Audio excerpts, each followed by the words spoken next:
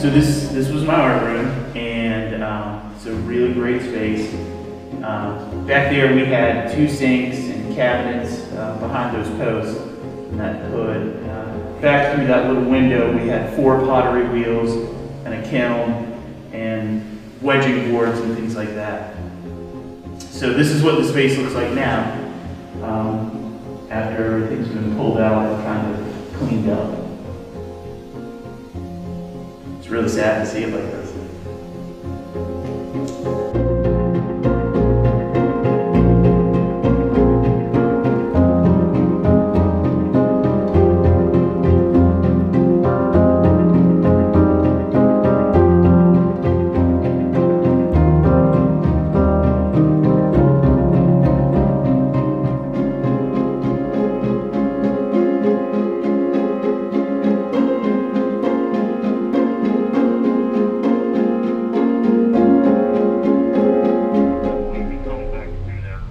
Well, my whole house was flooded. I got a family of 4 people living in an apartment for 1 person out in Sissonville right now. That's where I'm at. Since I am still a Hoover student, they have to send a bus all the way out to Sissonville for me. I just sit there with my headphones in. It feels like you're just the last stop on the bus ride. Despite everything we've lost as Hoover, the school building, it's nice to still have Hoover with all the teachers, especially ones like Mr. Barth.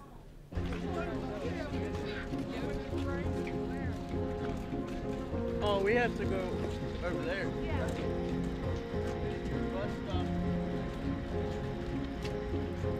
Well, I'll start with Mr. Barth himself. Is a very nice man. He's definitely been a teacher who's, you know, given a lot of good advice and is just generally a nice dude to be around. And he's helped, you know, a lot of us friggin' huge nerds back in the day. We used to play Smash Brothers and video games and stuff in his room at lunch, because nobody else would have us, you know. So he's a nerd. So you just tie it and then you cut it off, but that makes it complex. Like seriously, he cares so much. I don't know. Where it's one of the things on the iPad. I had Mr. Barth in elementary school. He was a great teacher even back then when we were kids. He taught me just something small, like drawing your hand and making it into a turkey. Like that blew our minds back then. Like how we didn't know that was even possible. Like it's crazy. And he taught me that small things like that can make someone so happy and filled with a joy, and I still think about that, and if I just open a door for somebody, that may have made their day. So you want to use a ruler for every month. I really like when people are into something, you know, like that you find something that really just gets a kid excited, and you know, I mean, it's not like assessment-based things, you know. I mean, there's formative and summative assessment to find out if they're learning. I just like really being in that point where we're excited.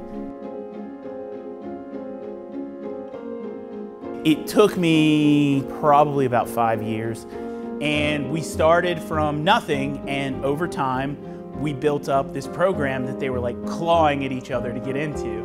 When the flood came, we lost all of our robots and all of our drones, and we programmed on Raspberry Pis. We also used the lab computers. It was devastating. And you know, I had this like 3-month period where I was like, I'm never spending money on my Flash video game, because then floods come and it breaks my heart.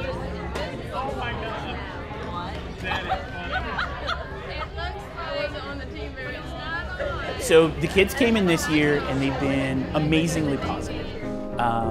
We've really taken the situation and tried to make the best of it. And we're trying a different approach. So if this is all we've got, I decided the one thing I could do is make sure that it was the most meaningful and that we got every ounce that it had to offer. So the kids are using the teacher text that's supposed to accompany it, and we broke into groups and we are teaching each lesson by our group. So they're teaching the class, and I'm big on trying to build like a helpful community, you know, amongst those kids to get them talking to each other. Highlighted things to